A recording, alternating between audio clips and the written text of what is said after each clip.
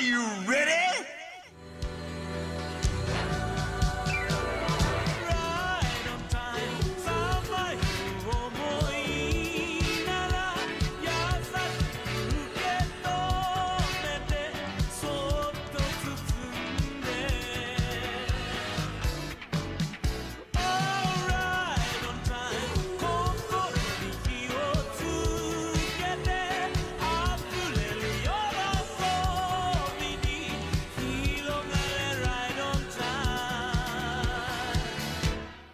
Hello, everyone, and welcome to the Weeb Club Weekly 37.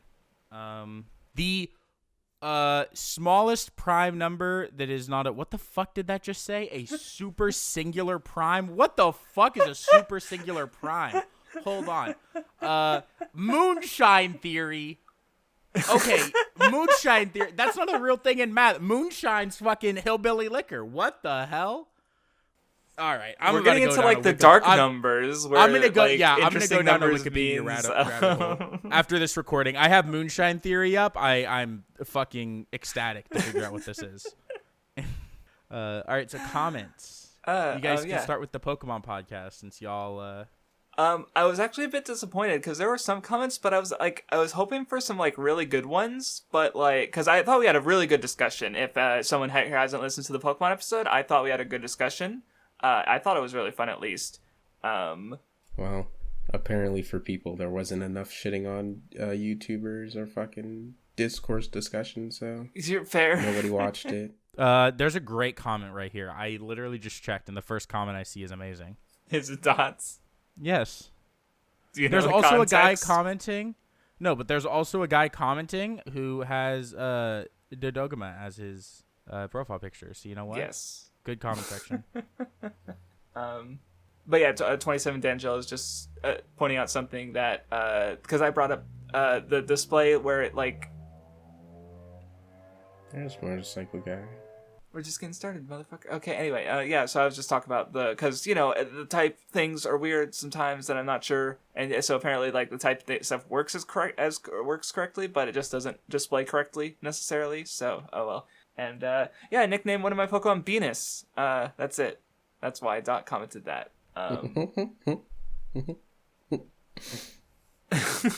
Ots486 says there are some other cut content that I wasn't aware about. I presume City at the Indigo Plateau, I guess, or after you beat the game, where presumably you might have fought Oak, as I talked about. Yeah.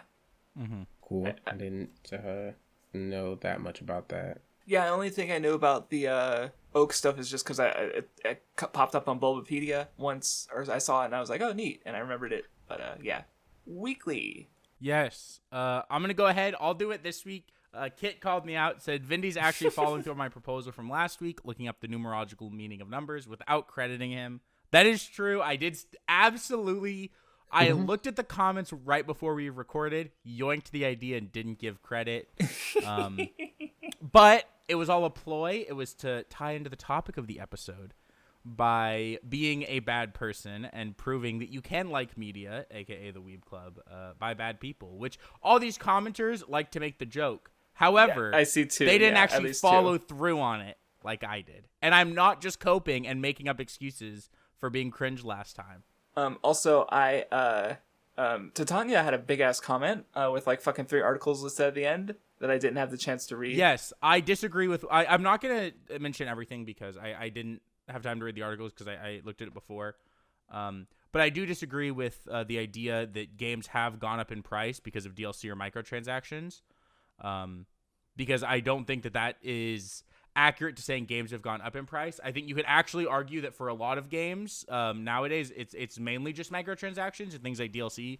Things that previously used to be DLC have become free, right? So if you look at Activision, right, like Call of Duty, the map packs used to be free. Now maps and like actual content, or the map packs used to be you have to pay for.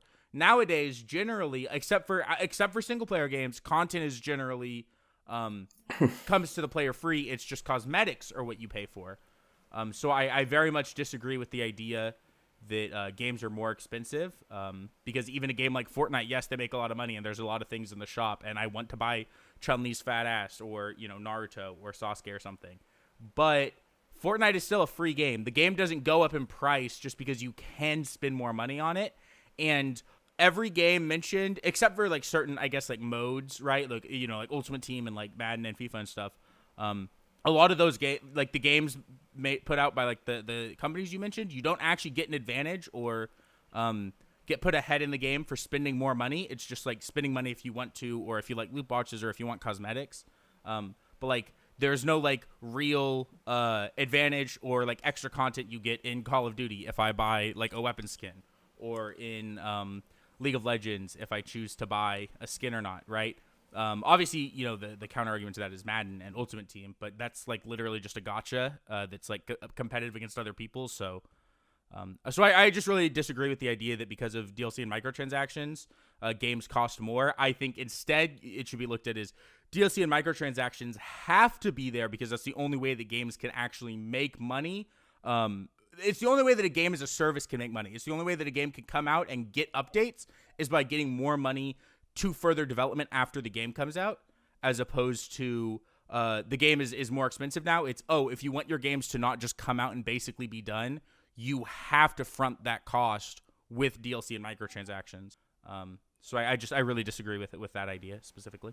Yeah, I didn't have any comment. I just wanted to point out that comment. I definitely think that part where she's talking about how crunch isn't necessary is just like flat out wrong. Like, yeah, bad games come out because bad games still come out even though crunch happens, but that doesn't automatically disprove that crunch isn't a necessity for certain games, especially when last episode Vindy brought up a point about like a game selling like 5 million or something like that was still a failure.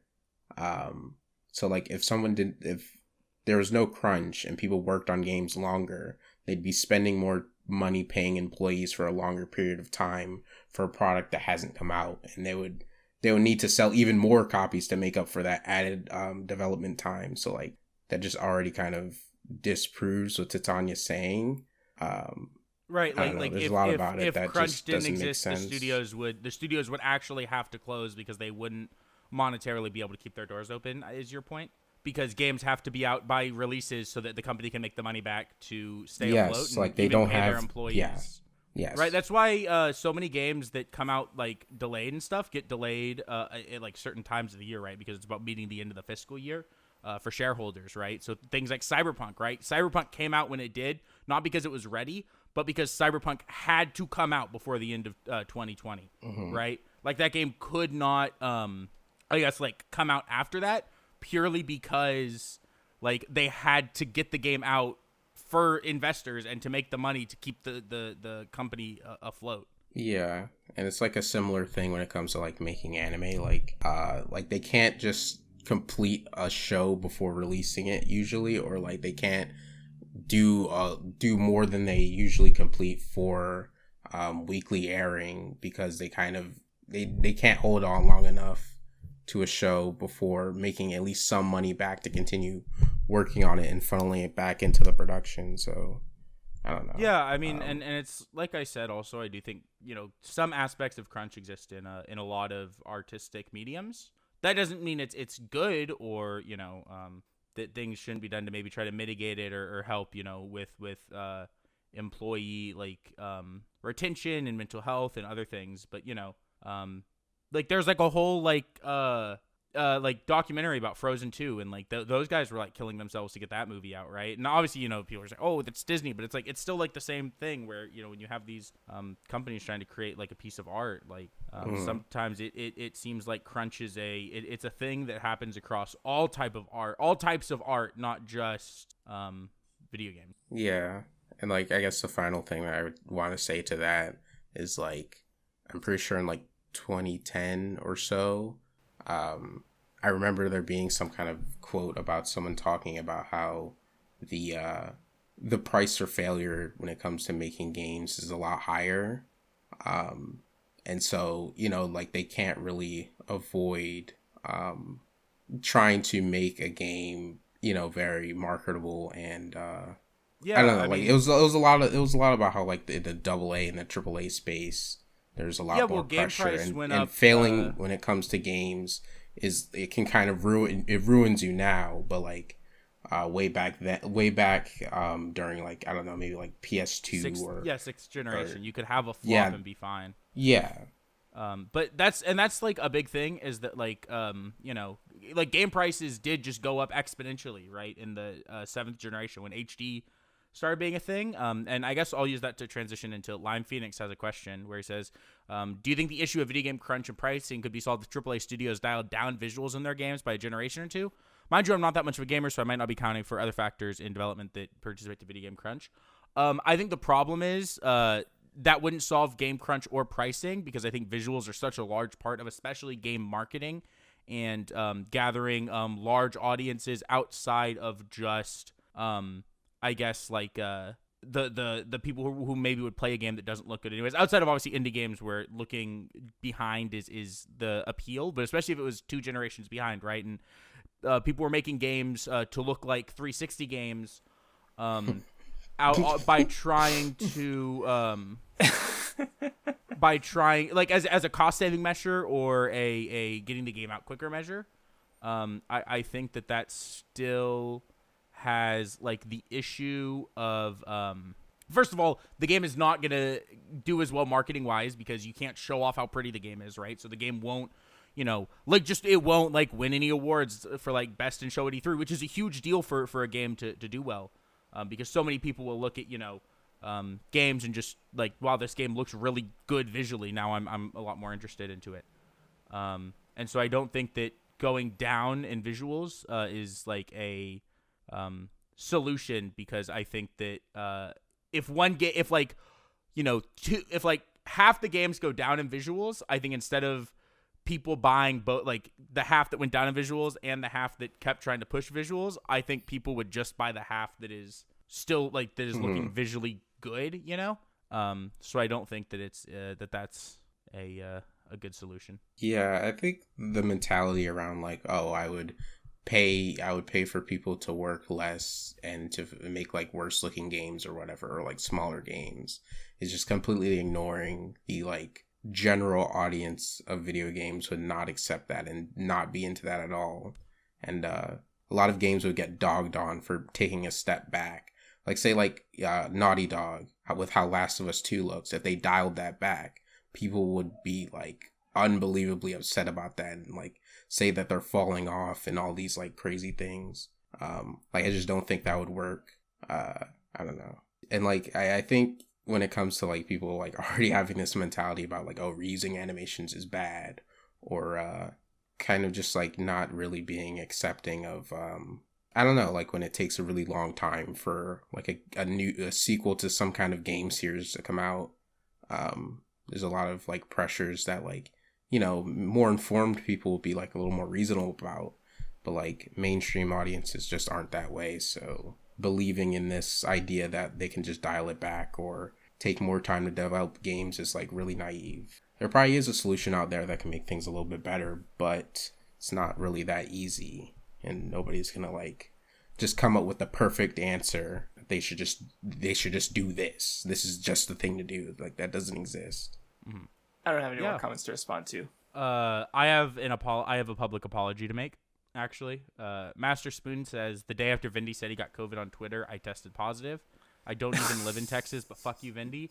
I am very sorry for cyber infecting everyone with COVID. I'm sorry. I'm not sick. I guess I do have USA instead of DNA. And yeah. Because I'm white. Next time I get sick, that's a really funny joke, Craftsdwarf, by the way. I didn't laugh, but it was really good. I don't believe you. No, it was good. I respected it. Like, I'm being dead ass. None better watch out. What the fuck? Oh my god. But yeah, I apologize. Next time I get COVID, I will just not be on the podcast, so I do not cyber infect people. I'm sorry. Sad. Was there anything on the Reddit? I did not open it. There were 2 things on the Reddit. One was a series of pictures. I don't know why Isaac Newton was at all a part of the first 2, but the third image is me kissing Oscar Isaac, which is really everything I've ever needed in my life. Sexy man, I love him. I remember you saying Oscar Isaac. I don't remember if he's just slapped Newton at the end of that. I did not. I know. Okay. Well, that's weird. I would never. I love Oscar Isaac. And then the other one's a clip, funny out of context clip. Actually, Hitler was a bad person, but or a terrible person. But yeah, But I mean, there's always a but you can make, right? So everyone's got one. all I'm right, glad none topic. laughed at my joke. Nunmanji, you came up with the topic. You can introduce it. I was about to introduce it. Please leave me alone. Vindy's so toxic to you, Nun. It's so sad. How is that toxic? That's literally what we say to anyone every time is, hey, this is your topic. How about you introduce it? It's called a transition. I have another You thing didn't for give you. give a chance Look for in the chat. Nun to actually like just do it himself. Like, I was Look in the chat. transitioning. I'm fucking going pee. I don't care. Look in the chat. he Okay, just anyway. walked and went to the bathroom. Should I introduce it or should I just wait? I don't know if I should wait for him Just to come back or introduce not. it. You're good. Okay. I had the idea if we could talk about if we care about spoilers. I don't have any special reason for wanting this topic. I didn't even necessarily want it. We just didn't have a topic. I thought of it. I was like, hey, this Yeah, could we be were a like, topic. sure, let's do it. This seems way like easier than the other topic that suggests that we could do a whole fucking discussion on for a while. So I figured, yeah, let's just do this one. You know, but I'm fine with a shorter episode. You know, less editing. So, where do I start? I mean, I 'Cause, think we like- should actually wait for Vindy to come back before you actually start. That's true. He'll just repeat everything I say and not know it because he was gone. Not everything, but he's What definitely the done that where he's fuck? like been gone and then come back and was like, yeah, and then here's my thought, and I'm like, I literally already said that, and he's like, fuck. So it's happened before. I hope you put my gifts in the episode. I did last time you posted that one, Okay, thank you. It's a good gift. and yet you won't finish Code Geass. Who are you? I'm Craftsdwarf. You might have heard of me. I do YouTube sometimes. No, I don't think I've heard of you before. Okay. Nice Well, to meet you, though. yeah, likewise. Hello. All right. So yeah, spoilers. I don't know if I was actually gonna say anything. All All right, I that can was a start. good topic. Let's move on to Ori. No, okay. Go ahead. No, so I think that, like, you know, I'm not gonna get too. I'm just gonna start with this because, like, I instead of stating how I feel about spoilers, the first thing I'll say is that, because I think this is actually like the most important thing for me when it comes to talking about spoilers, because sometimes I think everyone knows this and understands this, but for some reason people like to act like this isn't real. There is absolutely a statute of limitations on spoilers where it is okay to talk about something with spoilers openly. And the best example I can have of this is if I'm going to talk about Star Wars, I'm not going to not mention that Darth Vader is Luke Skywalker's father, right? What the fuck? Which is a huge spoiler for Episode 5, right? Like, literally It's earth-shattering when it came a out. big meme Only spoiler. two Yeah, people knew when that movie came out, including everyone in the cast. 2 people knew, right? Huge spoiler for 1981 or whatever. Here's the thing. That spoiler is older than Nun and I combined. That actually might not be true. I don't think it is, actually. It's close. it's not. It's close, but If it was in Episode 4, then it would be, but I don't think it is. But the thing is, nobody's actually going to get upset. And anyone who is being a little bitch, right? So, and I'm angry. I don't know fully what that statute of grow up. I don't know fully what that statute of limitations is, right? Because again, like I also think like the Star Wars example, that is just a cultural thing at this point, right? Like No, I would say like I obviously there's no hard fast rule, but I would say it's a mixture of 1, popularity, and 2, time that has passed, right? Like I think a good example is Endgame, because like if you talked about like Thanos snapping like within a few months after it came out, then it's probably like too soon, right? But now if I mention like or not Endgame, Infinity War, excuse me. Right? Because like it's such a fucking gut punch that I think that if you want to watch Infinity War unspoiled.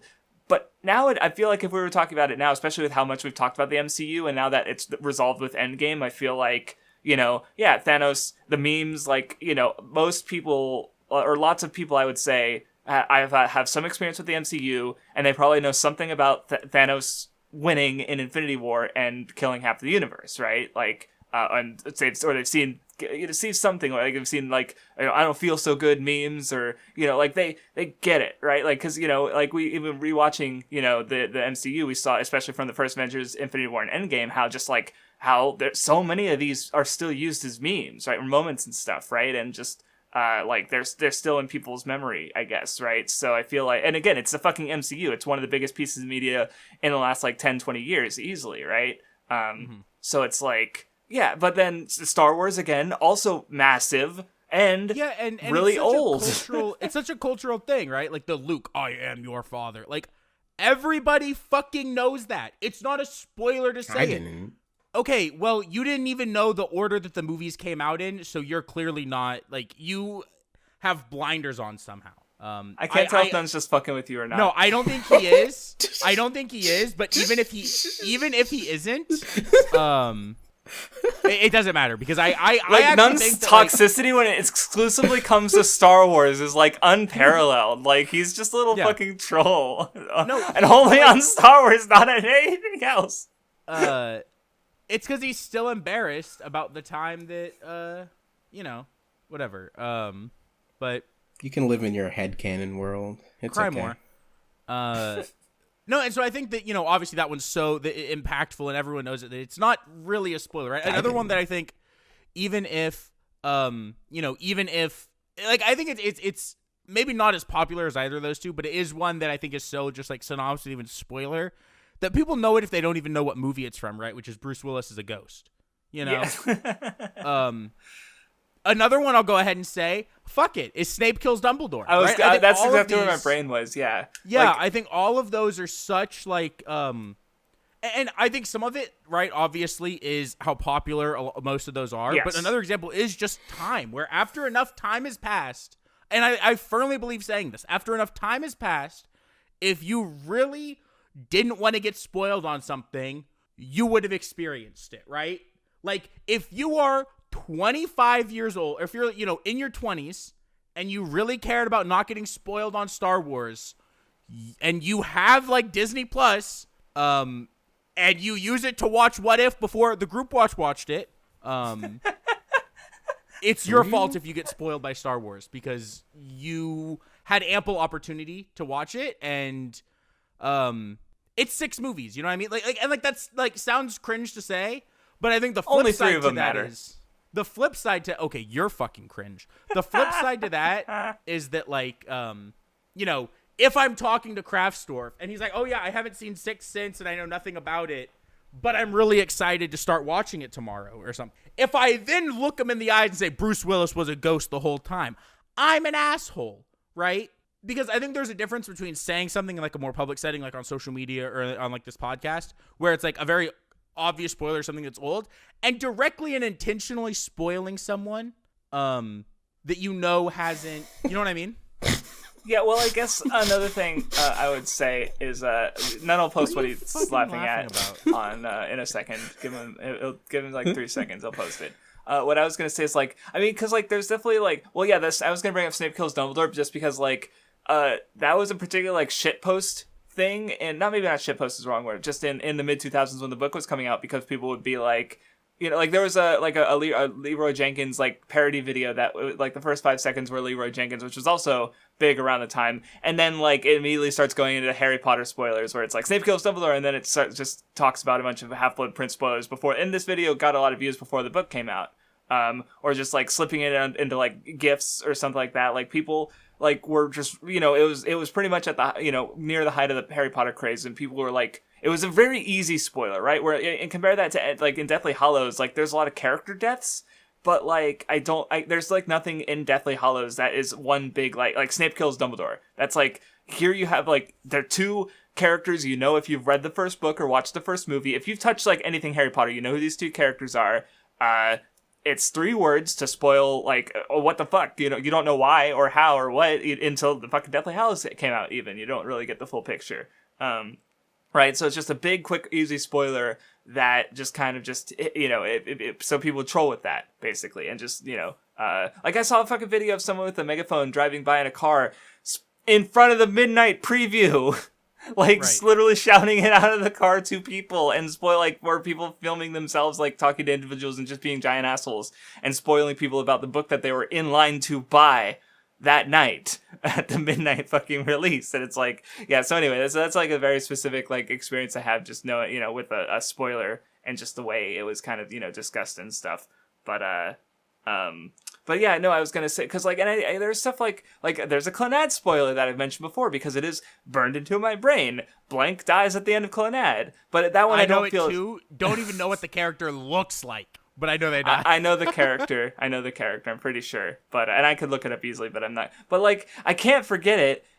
But that one isn't like, see, because Clan Ed is really popular, but I feel like the spoiler isn't popular, if that makes sense, right? Like, there aren't fucking like memes and gifs about this character dying like there are with like Endgame or, you know, blank I am your father kind of, or like, or, you know, like there's so like, you know, there's a certain point where it reaches that understandability that like people are going to start referencing it, right? And in fact, in a year or two, if not for like the fact that it still came out fairly recently, I feel like No Way Home is going to hit that point, right? Because like there's, Definitely. you know, like, I mean, there's stuff we know about, obviously. It is really popular. I'm still hesitant to spoil it just because it hasn't come out on like DVD and Disney Plus, or it won't come out on Disney Plus. People are talking about it, but I definitely think like it, like the blank happens to blank. No, yeah, I mean, I think it's too early for end, that, but like the fact that there's 3 Spider-Men is definitely the thing that's like, yeah. Well, I was just gonna say that I think that is like it's gonna be like, I think it's gonna be like Thanos snap level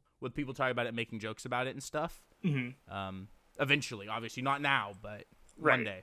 And yeah, and then Vindy, you're sort of like over here fucking hurdling over topics, but it's fine. No, I was good. And yeah, like when it comes, like, yeah, personal things, like, yeah, spoiling some of the, or like one thing that I'll like on Discord say, because people will like, they'll be watching or reading something and they'll like post pictures of it, right? And so like in that case, like you just kind of have to be aware to a degree. Like there was someone who was reading Guy's Great Adventure, which I've been watching. So I asked him, hey, like, you're getting to the point where the anime is, can you please, like, start spoiling images so that just in case because I'd rather not see them. Because, like, if you spoil an image, it's your fault if you click it. Like, I know your monkey brain wants to click the spoiler.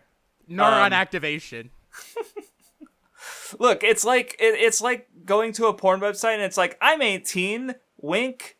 Like, yeah, it's not a very good protection, but, like, it's still enough to make it so that the websites aren't legally like accountable if a child does, like, because if a child does get through, like, that's on, you know, they're the ones subverting, like, not listening to the rules that have been set for them, basically, right? So that's why it's like, you know, they can be, you know, because they're not very good protections. So same thing with spoilers, like, you know what? If you click it, like, I mean, if I think there's like a gray area where, like, say it's unmarked, like I don't know what spoiler it's for. Like, then I'll click it, but if I know, like, okay, this person was reading that manga, so I'm going to try not to click the pages, or they mark it and say, this is a spoiler for this manga, or this anime, and then, I don't get spoiled for that, yeah. And yeah, of course, like, it's 100%, like, you know, someone going through something like, it's like when we started with the MCU rewatch last year, Nun hadn't seen most of, you know, basically, yeah, and he'd seen very little of the MCU, so we tried not to spoil the stuff, that later stuff, right? So it's like, yeah, it's like just a courtesy thing.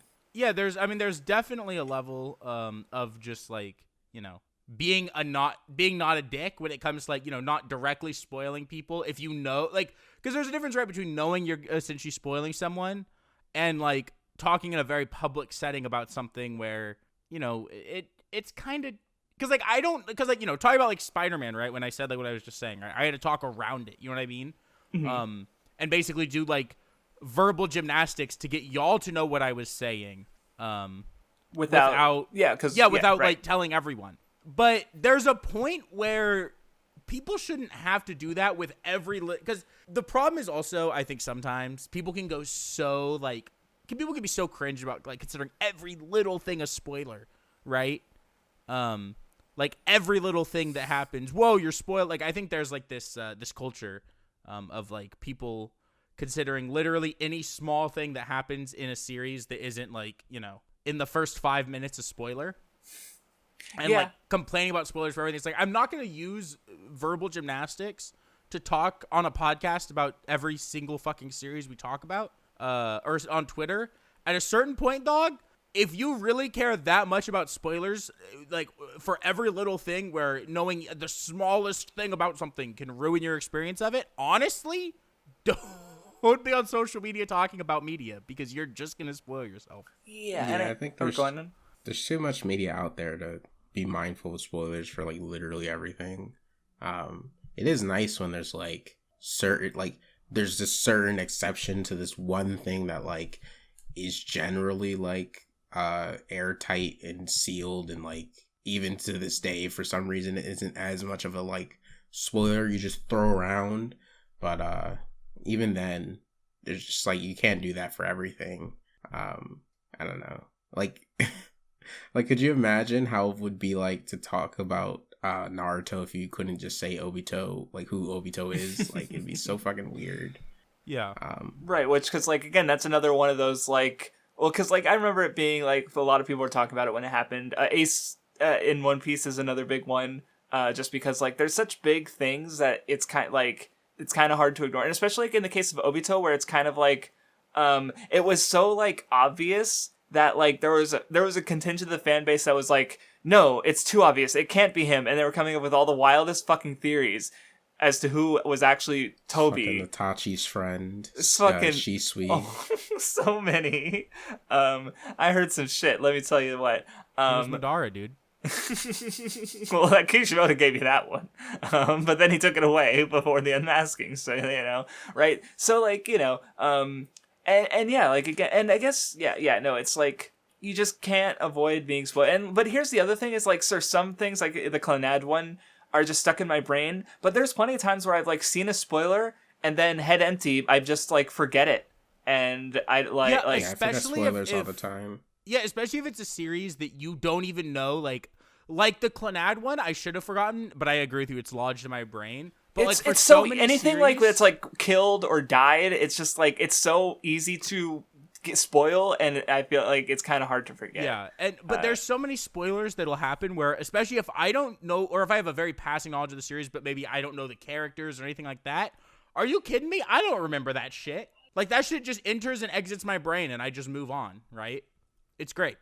Because that happens to me all the time where, like, there'll be a series, it didn't actually help me with Danganronpa, but, I'm sure there are other Danganronpa spoilers I got from porn that I just waited, I just put that shit down and gave it, like, a couple years, and then I went back, and, Sure, I couldn't remember the one because I was fucking rock hard when I saw it, but, other ones I can, Other ones because I feel like being online and seeing media discussion, and especially when I would use 4chan, you get spoiled on something every day. Not a day goes by you don't see a spoiler for something. Just it's impossible, Right, because again, there's going to be stuff that people like accept as this is okay to talk about without spoiling. And yeah, but I feel like the people who are going to care the most about like not spoiling something are going to be fans who like want people to have this like shocking experience, right? And and then the people who, but I guess related is because I do think there's some people who are just really sensitive about being spoiled. Like, to use an example, Dot was talking on the Nunmanji server about how I guess it's just the Nunmanji server now, but about how like he was kind of trying to avoid Squid Game because he knew presumably the big antagonist spoiler. And I told him, well, there's gonna be a lot of there's more to the show than just this one spoiler. So maybe you should like check it out, just fucking watch it, because like you're probably not gonna forget that spoiler, and there's more in the show going on than just that spoiler. And he watched it. I don't know if he watched the whole thing. But I'm pretty sure I don't think he disliked it, at least. Right? So, like, and I remember actually I have my best friend who ages ago I told him that, like, I think, because, okay, and here's something I got from a Super Eye Patch Wolf video, and a rare instance of him, like, using some, like, instead of just, like, making things up, just, like, using, referencing something, because he talked, I think, maybe the whole video is on spoilers, but he just referenced, like, there was a study done where, like, so basically, they did like one group of people read a book, and then one group of people were spoiled on the book, like a short book before they read it. And apparently, the people who were spoiled enjoyed the book more for having been spoiled, not less. And which makes sense because I think when you have certain context in mind, like the whole book just makes more sense, or the whole piece of media, right? That's why rereading or rewatching can be so valuable because you get to see like One Piece is an example I mentioned. I think it was to either you or What the What, or maybe both of you, because I feel like One Piece is just something because of just like how many like references and foreshadowing and retroactive or otherwise, like it just feels different on a reread. Like, right, like you get to the Shanks and Buggy flashback, and there's a part of your brain that's going, oh yeah, this is Roger's crew that they're on in fucking volume 3. Hey, that's Silver's Relay. And then you recognize there's other characters in there that are in the background that recur throughout the Roger stuff. you know, like they're just like, or you know, you see Garp in the Morgan cover story, and it's like, oh shit, that's fucking Luffy's grandfather. Like you know all these things because you just have so much more context on the setting as a whole, that I just think it's you know, really rewarding to reread One Piece, right? So I just think that like, what's up, Nun? No, continue. I'll Okay. go after your... Yeah, which I guess was also the point of an old video that I still haven't rewatched, where it was like, is Chaos Child worth watching? Because like, when the anime came out, the visual novel did not have like a confirmed English release, and I was reasoning that like, hey, I enjoyed the anime, and I don't think it's going to ruin my experience with the visual novel. Then I played the visual novel later, well after the video, I did that video, and it's like literally my favorite visual novel. So you know what? I don't know. I guess, and yeah, I was telling my friend about that because he was like, because yeah, when you hear a spoiler, I think, you know, you tend to get like, and I think Super Hypertrophy reasoned in his video, which, you know, you can agree or disagree. A rare, older, decent Super Hypertrophy video as someone who watched quite a lot of his stuff. I hate this man. He's very hit or miss. I'm sorry. But with this one, his reasoning was basically that like, when you get spoiled, it's not like you're worried about necessarily having your experience ruined. He suggested that maybe it's more like you the control was lost. You didn't get the choice, because you could also just spoil yourself by going onto a wikia or something, right? Or googling like who kills Dumbledore, Snape, right? Like you know, and you know, but most people don't do that. They usually just fucking read the book or watch the show or whatever, right? So I don't know. It seemed reasonable, and I told my friend, and he's since then he's basically been like way more cool with being spoiled, and you know, like he knew a lot about Evangelion before he watched it, and he watched it, and he likes Evangelion. So you know, yeah. Honestly, I think spoilers not being like the worst thing ever is kind of just shown in how films and different media are marketed. Just because, like, yeah, slipping in some spoilers is how you get people hooked and interested and more engaged with the thing that they're about to watch. Like, keeping in mind something that could happen is like part of what makes earlier parts of something even more engaging than they would be otherwise. It's kind of a reason why like No Way Home trailers had MJ falling, or the Amazing Spider-Man trailers had Gwen falling, or like just kind of like these story beats where it's like, yeah, it's not like it's not showing the full outcome, but it's still like implying something and kind of implying how dire the situation will get. And you know, we do know that it even in shows No Way you Home, like, yeah, and I think even for the No Way Home one, it actually shows like interesting things that like, you know, do kind of tell you on some level, you know, and I'm sure everyone's had this experience where you go see a movie trailer, and you know how certain things are going to play out because of like the trailer, right? So Yeah. like No, a great example is in No Way Home, you know that even though, you know, it's supposed to be that maybe like MJ isn't in, like you wouldn't normally know that MJ is going to be like there physically present in that final confrontation. When you get to the final confrontation and it's in the shots from the trailers, you know that she's going to get roped there, right? Because you saw it in the trailer. And I don't think that's a bad thing at all, but it is something that, you know, is in audiences' minds. And obviously, you know, when Disney are making the trailer for No Way Home, or when Sony are doing it, whoever is, they're very smart with how they're making it, right? They're not going to spoil the big beats of the movie for you. But they're going to fucking, you know, show you things that they're going to get you excited and get you wondering, how does this play out? What's going to happen? Things like that. Mm-hmm. Yeah, to give a personal example, as far as, so I've never seen either Sing or Sing 2. But I did see quite a few movies in theaters this last like half a year, because, you know, basically everything from Shang-Chi onwards. And I do remember like seeing like two Sing 2 trailers, and I feel like I watched the movie in a sense that like the trailers were so very like upfront with like the point of the movie and a lot of certain like beats of the movie that like I could almost like from memory, like I can almost like tell you certain like arcs with like the one like I don't know the characters. I vaguely remember what animal they are, but like I have seen Sing 1 maybe 50 times. I don't know their names. Oh man, working with kids fucking sucks, doesn't it? You know, it's got it had its ups and its downs. Not God, I don't do it anymore, but it had its ups and its downs. Okay, and but anyway, yeah. So like, and of course, you know, obviously different movies are gonna advertise different things. But as you know, that's when you were mentioning trailers, I was like, Yeah, like, because it doesn't, I feel like it doesn't always happen, but, especially for movies with, and I guess it makes sense, especially for, like, certain, like, yeah, a kid's movie, because a parent is going to worry, like, okay, is this appropriate for my kid? So a kid's movie trailer showing, like, a fucking abridged version of the movie, okay, the dog isn't going to die in the end, and I'm going to have to fucking explain to my kid the concept of death, right? Like, okay, good. I could show them this movie, right? Like, well, I hope the dog, I don't know if the dog dies in Sing or not. Trailers I think are the worst for that, actually. Go on. Japanese trailers are fucking awful about that. Okay. I swear to God, I can't watch Japanese trailers for things because I've seen so many that actually just, like, will put, like, words on the screen and stuff, and so, like, you see it subtitled. They just, because, like, you'll see trailers like anime and stuff for something, right?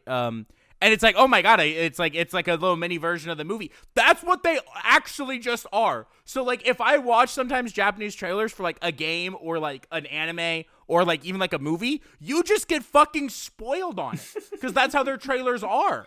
Right? Well, you just reminded me of, like, because as far as, like, and maybe it is a cultural difference or something, or I don't know, because you just reminded me of how, like, next episode previews, like, I literally skipped the next episode previews for Dai's Great Adventure because they literally just tell me, like, everything is going to happen in the next episode that's important.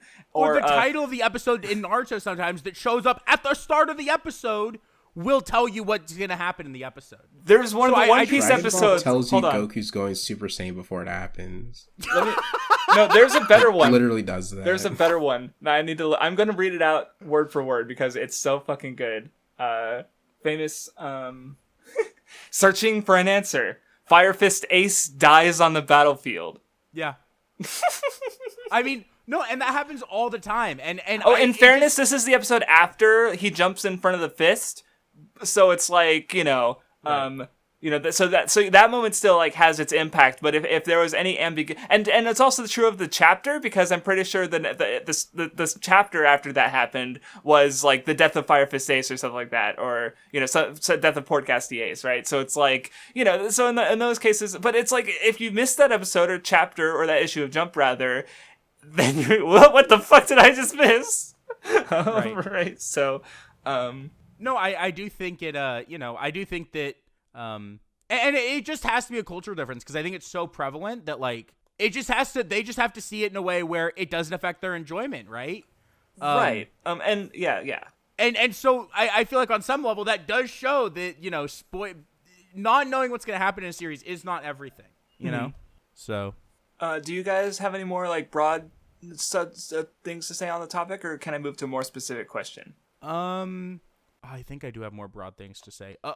Which is when it comes to, I guess, like, me personally caring about spoilers, because I feel like I haven't given my answer on that really. Well, that's like, kind of where how it affects. The question was going to go, but go ahead. Oh, you were going to mention how do we personally? I was going to ask something more specific. Go ahead. Oh, I would just say, for me personally, in terms of caring about spoilers, right? This is definitely a cop-out answer, but I really do feel like it depends on the series, Mm-hmm. Some series, I can get spoiled on everything, and I literally don't care because I'm just, like, sitting down, enjoying it for what it is. And I think it also depends on how much I know about the series beforehand, kind of. Because, like, an example of a series that, like, I don't really want to be spoiled on is I've been reading the Stormlight Archive books, and I'm, like, 1,000 pages into the first book. And I knew nothing about this series other than the character that my brother, because my brother's been reading the book, the character that he likes a lot is the guy who's the main character in the first book, because the series, it's a fantasy book series, so it jumps between a bunch of different characters, right? But each book has, like, a character that's, like, the main character of that book, and then other characters will show up in between chapters, right? And you'll read from them for a little bit, and their plots are still going on. It's just not as impactful, or it's not the focus of that book, right? And that he really likes the guy who's the main character of the first book, but he doesn't like the girl that's the main character of the second book, and so it made the second book a slog for him. That's, like, all I knew about the series going into it. And I'm loving not knowing, where it's going to go, who's, like, because I'm almost near the end of the first book. I don't think the series has, like, a definite, like, bad guy yet, right? Like, or even, like, a definite antagonist that, like, when all these characters, potentially get together or whatever, they're going to have to, you know what I mean? Like, that shit's not clear. It's just, like, these different stories, and so I'm very interested to keep reading the books and see how it's going and see what happens and how it plays out. And so in that instance, knowing nothing is, like, super interesting. But other times I feel like knowing spoilers for something going in Like I knew when I played Yakuza 1, I knew who the final boss was. So even though the game almost even has like a secondary, like another boss that you could think could be the final boss, or as it's going on, you don't fully know what's gonna happen. Knowing what that end point is, and I also knew like the characters that died at the very end of 1. So knowing that end point and getting there and seeing as things happen, being able to tie in mentally, this is tying into that, and you know what I mean? Made it a very exciting and fun experience because I'm able to like see it go from like I know point A because I'm there, and I know point C. So what's point B? And like going through that is it can be a really fun experience as well. Yeah. So I guess like before I go into my more specific questions, yeah, I guess what are your general thoughts on like being spoiled or stuff? Because to give a personal example for me, like if I was worried about getting spoiled, I would probably just try to consume the thing. And the only time I can think of that's happened like recently is probably Squid Game, because I felt like it was something that would be better at best experience unspoiled. And luckily, I somehow, even though I'd seen so many I'd watched some like even shitpost videos on it. I really only got spoiled on the games themselves, and I somehow didn't get spoiled on anything really with like the characters or major twists or anything like that. And yeah, I definitely attribute that to the fact that I decided that okay, this seems like something I would enjoy. I don't want to get spoiled, so I'm just going to fucking watch it, and I fucking watched it, and I liked it. Because yeah, other than that, I tend to, because if I don't care about a series, like I'll hear something, and then yeah, if I don't focus on it, I'll probably forget about it. And if I don't forget about it, oh well, like I'm not turned off from Clannad, because I just also don't have any particular interest to like jump right into it or whatever anytime soon, at least. So yeah, none. What was the question again? Just any general thoughts on like you being spoiled, like for you being spoiled. Yeah, that's I mean, yeah, it does like depend on what it is. I don't usually mind getting spoiled on a decent amount of things. But I don't know, like it's kind of one of those things where like I think it affects me more if I get spoiled if I'm like in the midst of going through it and it's like fuck, I saw this, so it's like now it's just like okay, yeah. Like I was already consuming it and gonna get there, but now it's like right before I ended up getting there, that's when I got spoiled. And it's also like I'm in a weird situation with Code Geass actually, where the fourth member, the ex-fourth member, said how Code Geass's ending is Attack on Titan's ending, or like he was making a comparison between the two of them, and so now I'm like, I can't finish Attack on Titan before I finish Code Geass because I don't want to be spoiled on Code Geass, because like if I see Attack on Titan's ending and understand how it works, then I'm gonna like be able to form this idea of how Code Geass's ending is. And I do know like a pretty major spoil about Code Geass's ending, but like I really don't know a lot of significant details about it. So it's like, it's not like that big of a deal to know this spoiler, even though it's like technically a major spoiler because it is like a death, but like it's not really like, I don't know, it's not really like an unexpected thing or anything like that. But knowing that like the more I learn about what happens in Attack on Titan, the more I get spoiled on Code Geass, it's really like weird because it's like now I have to avoid spoilers for Attack on Titan for the sake of Code Geass. I don't know. It's really weird, and I could just finish Code Geass, but I mean I do have a reason why I haven't just finished it yet. So I mean I don't know. I don't think it bothers me too much usually, especially when it's one of those things where like it's very easy for me to forget a spoiler, especially with time. I don't know. Like I think the only thing I can think of off the top of my head that I've been spoiled on, like that I kind of remembered before I like consumed it, was like Final Fantasy VII, like knowing just like if it's a character death, that's one of those like spoilers everyone knows. No, it's not that one. It's just like that's actually kind of knowing like Cloud's like at least something that the actual what I would consider the actual spoiler from, because I feel like Final Fantasy VII is interesting because it almost has like a pseudo spoiler where everyone knows Aerith dies, right? Like that's not a spoiler at this point almost, right? And it also happens like a third of the way through the game. So relatively early, yeah. It is a third. It's the end of disc 1. It's a third of the way through because disc 2 is I think a little bit longer time wise, but because of that though, like what I would call the real spoiler in Final Fantasy VII, like the real wild shit. People don't talk about like publicly most of the time because it's so fucking good and like you just can't see it coming. I mean, maybe I still didn't really see it coming, so yeah, it's just like seeing kind of seeing how Cloud is by the end, kind of sort of is what I saw. But not, I forgot I knew the... that spoiler before I played it, and it made me really interested in it because I think it's so well done where if you know it, you can see it, but if you don't know it, you literally don't see it coming. And it's it's one of my favorite twists in maybe anything ever. Yeah, it's actually pretty fucking insane. So like, yeah, I didn't know that, but it didn't really affect anything. I'm sure there's something that I've been I guess like I've been spoiled on like all of Danganronpa because I watched it. But even now, just playing it, it's still good. I still really like it.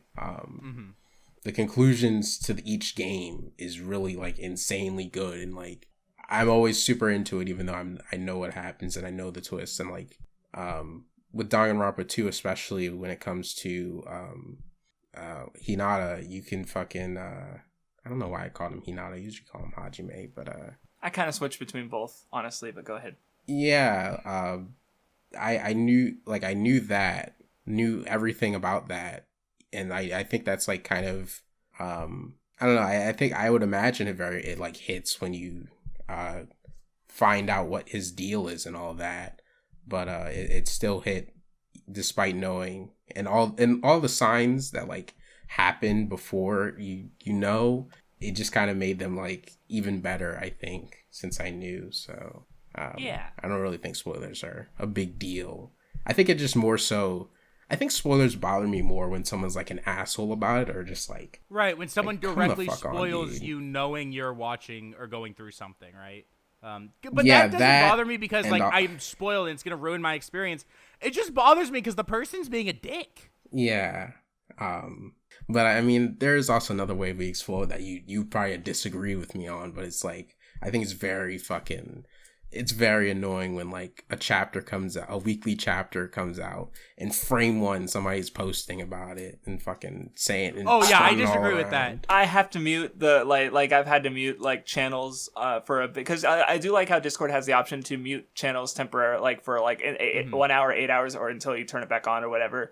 So that way I can just say like, okay, I'm just gonna mute Shonen chat on the server for like 8 hours until I can actually get around to reading Shonen Jump, because otherwise I'm going to see pages for literally every fucking thing I'm reading in the magazine, because I'm reading the entire fucking magazine. Like the only thing, like One Piece, when as soon as I realize Jump comes out, I go to read One Piece. Like that's the one thing I will read right away, but I'm not gonna fucking read like literally 2 volumes worth of manga in one sitting. No, I'm not gonna just do that when Jump comes out. I'll wait, right? So right, yeah. My thing just is like the way I see it is with that is that like let's be honest, the biggest reason especially for people who are connected to other people online to read weekly is like the social aspect of it, right? Is that aspect that we all have the it's a very rare situation that can happen in media where everyone has the exact same information on it, but nobody knows everything, right? Yes. And then those reactions, and I that like, especially when you're wanting to talk about like some of the recent MHA stuff with someone, I don't want to have to use that kind of like, I mean, spoiler tagging exists, but I think especially before that, or before like it was easy to spoiler tag images on mobile, on Discord, before they added that, it is really when it was hard for me, because like I read manga on my phone, I'm gonna post it. I'm not going into my files for the picture and adding fucking words to it. Cry more, okay? So, like, I do think that sometimes there can be like a level of, just don't post. It's like just don't post the social aspect, and you want to talk about it because the talking about it's what. Just don't post the image. Just don't check the chat. You'll live. Just don't. You'll live. You'll live without checking the chat. Just don't post the image. You just don't check the chat. I cannot check the chat, and then if there's a spoiler there image. and it doesn't move at any point, and the last thing was a weekly discussion, I'll still see it. No, just it's not a perfect image. Solution. The second you see the image, you literally just like zone out. Like you just fucking keep scrolling. I do that shit on Twitter all the time. Do you know how many times I've completely avoided spoilers for something on Twitter because I'm scrolling and I see something that I know is something I'm going to watch, but I haven't seen it yet, and I just, keep scrolling. Or, click the other channel. Head empty. Oh. So last question. Can you guys think of any specific series that either maybe you feel like spoilers did, or at least affect your experience with, maybe in a negative way, or maybe like my example of Squid Game, where you something you wanted to avoid spoilers on, so you kind of like went for it, basically. Like to give examples, Danganronpa actually, because when the anime was first starting, I kind of had my eye on it because I was watching seasonals. You know, I was a seasonal gobbler. But then, hey, this I saw a thread that was mentioned the fan translation patch, and then I sort of saw something that's implied the big twist at the end of the first game that's not the mastermind, and I was kind of like, I don't kind of, and then also I saw someone complaining about how like the first murder, the name is literally on the wall, and I actually, in a way that of me getting spoiled but not getting spoiled, is I saw a sprite of a character who has a big reveal with that character in Trial 2. She, has her whole thing going on. But I didn't like, even when I played the game, I didn't go like, oh yeah, I didn't like it until the game actually like drops the major, so I don't know. Like I decided to play Danganronpa because I, didn't want to get more spoiled than I already had been. And the spoilers honestly made me more interested in it, maybe even. Like if I didn't hear any spoilers, I might have just like skipped it. And obviously seeing the fan translation patch and already knowing how to play PSP ISOs and stuff, So, what are some examples for you guys? I do think I will say, because I think generally I don't think spoilers are that bad. I do think for mysteries, spoilers can be super impactful because that's kind of the whole point of the genre, right? Mm-hmm. So that's like the one where I'll give it to you that maybe don't just go around like spoiling like a mystery series or something, because that's a little hateful, I think. I'm trying to think if there's any that I feel like have been ruined. I gotta actually think for a second because I can't think any right now off the top of my head. I don't know. Yeah, I can't think. It's hard to say because I can think of how not knowing something has given me an insanely exceptional first viewing of something, right? Or my first experience with something was really stellar because of that, not knowing what was gonna happen, But then it's hard to think about how, for something where I didn't have that as my first experience, it's like, well, how would I feel if I didn't know anything? You know what I mean? Like, it's hard to actively consider that. Because I could definitely think of I don't know, it just came to mind. Karakuri Circus has a really interesting part. I think it was episode 20 of the anime. Karakuri Circus has a weird thing with me because I started reading it way back either very late into high school or after high school, so it's a series I've technically been reading since for over 10 years, because the translation is still not fucking complete. It's closer to being complete now than it was, but so when I was watching the Karakuri Circus anime, I was kind of reading the manga at the same time. Basically I'd watch an episode or two and then I'd read the manga until I caught up to where the anime was.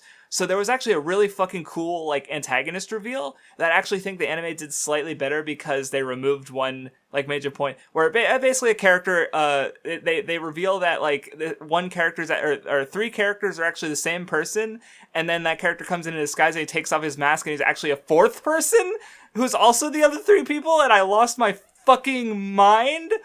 So I'm really glad I wasn't spoiled for that, basically. I can think of moments like that, but I guess for me, knowing that Peter gets snapped in Infinity War, I guess, is something that did affect it, because it's when it happened, it's not like I felt sad about it or anything. I know Far From Home exists. Well, that's interesting because so did we.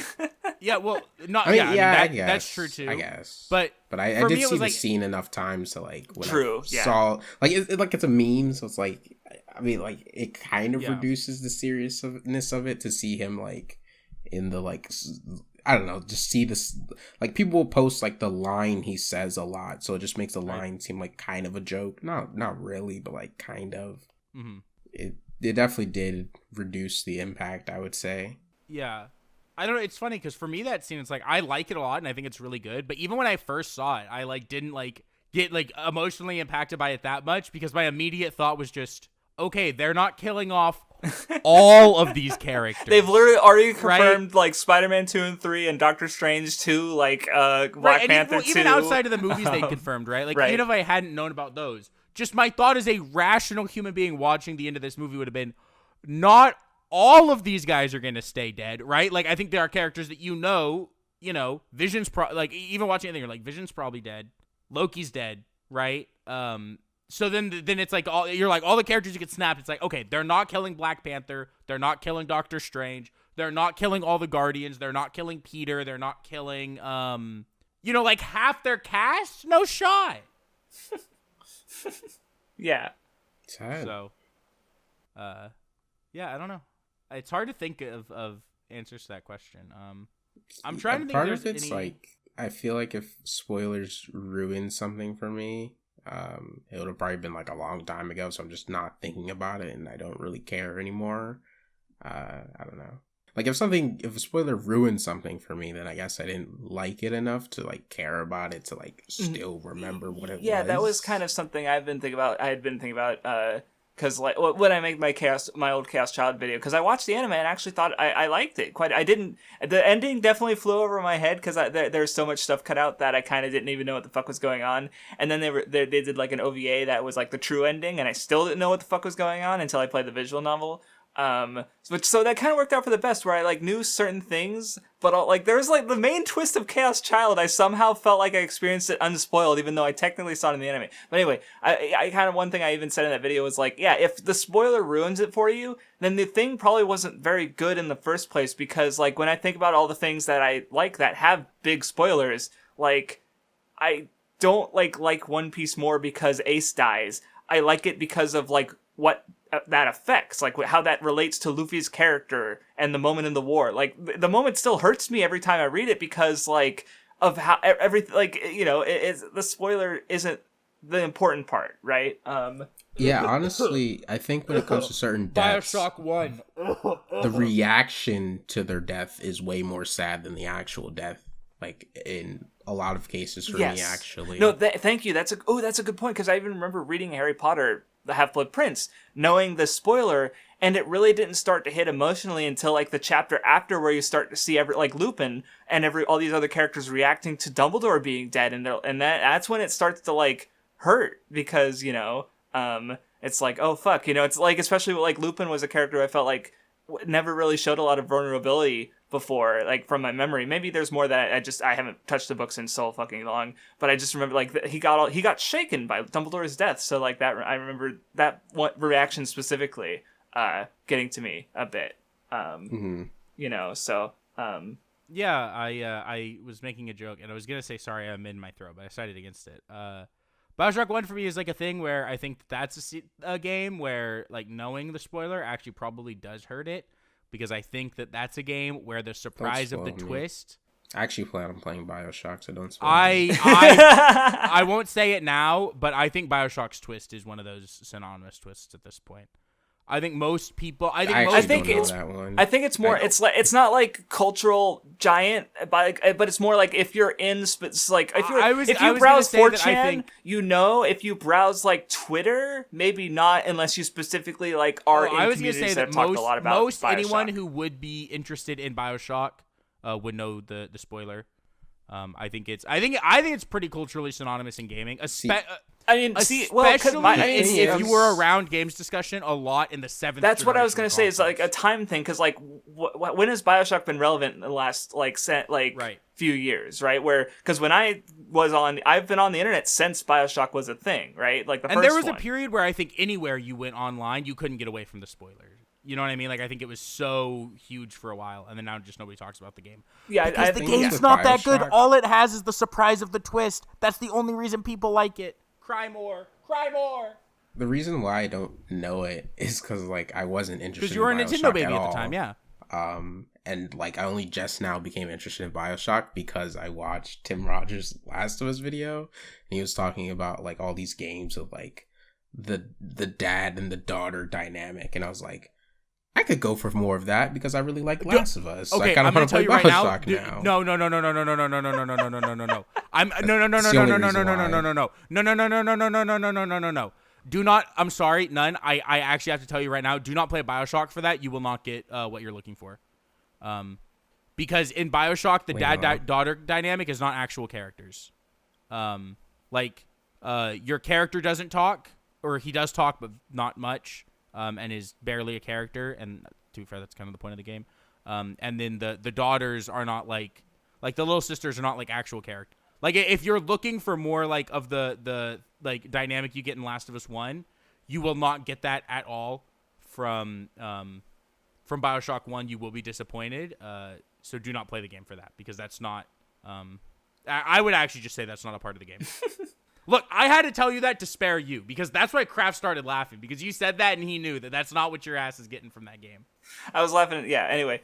But I guess to follow up on something I mentioned earlier with the Infinity War and the snap and stuff, is what I realized is, like, I think more than spoilers killing media enjoyment, I think you're more likely to be have your media enjoyment killed by like fucking memes or jokes, like by far. To give a personal example is I rewatched The Iron Giant a few years ago.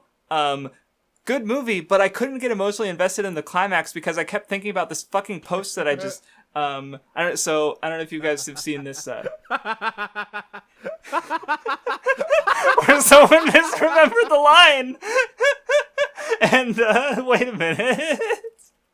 So I'm like sitting there watching The Iron Giant, and I like the movie, so I'm trying to get emotional, but the whole thing during the big last scene is I'm just imagining this happening.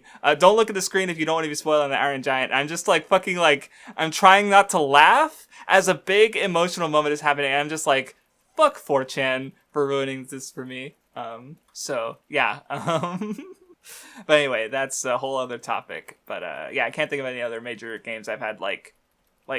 I mean, I don't know. Yeah, I guess we could. I feel like I'm ready to move on. Yeah. Orient. Where's the hottish lady? Cry more, dude. Terrible show. Why? Did you not like? I'm just kidding. The boobs? She did have booba.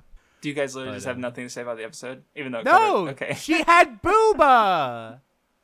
I did like seeing another Bushi band, and I liked the like she doesn't have like the blood relatives, and they're a family still. It felt very Craftsdwarf. And then there was like she was like I liked like the almost fake out with her and the guy who was like the leader of the thing, where you think that she actually like, I guess I don't even know how to explain, like she likes him the same way that he like she likes him the same, like you think that she actually likes him a lot, right? And is like gonna turn into like this little ditzy anime girl for him.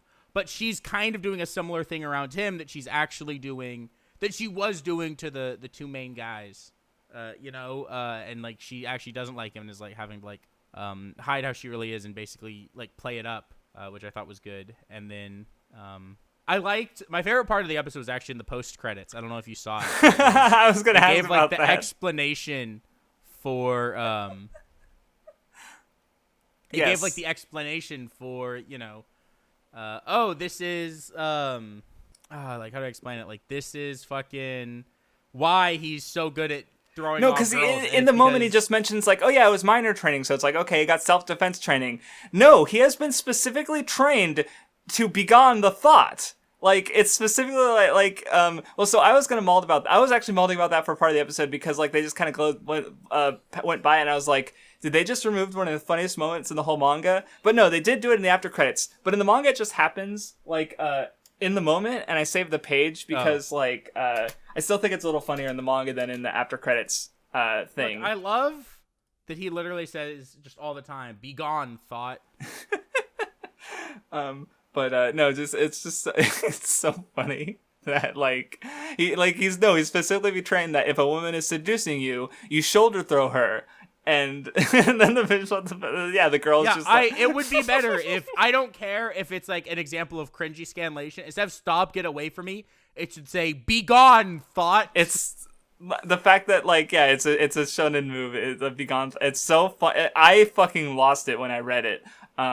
But yeah, I'm always glad that it's at least in the episode, even though I don't think it's as funny as the manga. So at least, I'm not as tilted as I could be, but it's definitely like, I was definitely like, come on, it's so funny. Just put in the fucking episode. What did you think then? It was fine.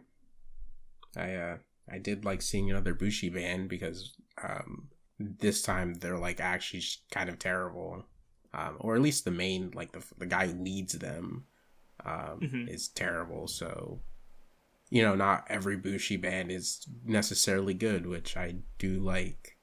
I don't know. I thought the episode was fine.